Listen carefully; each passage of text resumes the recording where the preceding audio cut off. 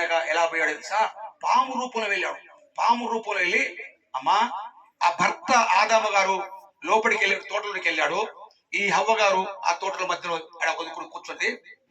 ఏంటమ్మా నీవు మీ దేవుడు ఈ చెట్టు ఫలమును తినకూడదని చెప్పేనా? చూడి అడుగుతా ఉన్నాడు. అడిగి ఆయనకి సత్యం తెలుసుకున్నాడు. అప్పుడు అంటున్నాడు, లేదయ్యా మా దేవుడు ఈ చెట్టు ఫలం చచ్చిపోతాని చెప్పాడుగా, ఆయన ముట్టకూడదని చెప్పాడయ్యా అని ఇంకొక మాట అదే చెప్పింది. అప్పుడు ఆయన అంటా ఉన్నాడు, ఆ సాతాను అంటా ఉన్నాడు, ఓ పిచ్చిదానా, నువ్వు తింటే ఒక దేవతలా అవుతావని దేవునికి తెలుసు, అందుకోసం తినకూడదని చెప్పాడు.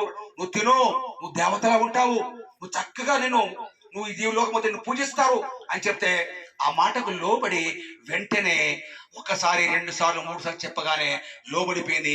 ఆ పండు తిన్నది, కళ్ళు తెరబడ్డాయి, పాపంలో పడిపోయింది. వెంటనే సాతాను ఆత్మ ఆమెలోకి దూరాడు. భర్త ఇంటికి వచ్చి ఏంటమ్మా ఏం చేసావు నువ్వు పని అంటే, లేదయ్యా నన్ను పలానాడు వచ్చేసాడు తినమన్నాడు, అందుకే నేను తిన్నాను. మరి ఇప్పుడు ఏం చేస్తావు? ఇప్పుడు లేదు, నువ్వు తింటేనే నీతో ఉంటా, లేకపోతే నేను బాధపడి చేస్తా. ఈరోజు భార్యలు అత్తగారు కనుక పంచబెట్టుకుంటే ఏమంటారండి? ఏమంటారు? లేదు లేదు, మీ అవ్వ మీ అయ్యకి నాకు పడట్లేదు, నువ్వు ఏ వండుకొని ఉంటే నీతో వస్తా, లేదు రాను పో. అప్పుడు భర్త అంటాడు, నీతో గోలేందమ్మా, రా మన కుండమని పట్టుకొని తిందాం అంటావా? 5 కొంటామంటావా? ఏమంటావయ్యా నరేష్ గారు? ఏ రోజు అంటే నీతో గోల నాకు పడదు కానీ వద్దులే వచ్చేస్తామంటావు. అలాగే ఆ రోజు ఆదాము హవ్వలు కూడా ఆయన తిన్నాడు, పాపంలో పడిపోయాడు. అప్పుడు యేసు ప్రభు మొట్టమొదటి సృష్టించినప్పుడు వాళ్ళ మీద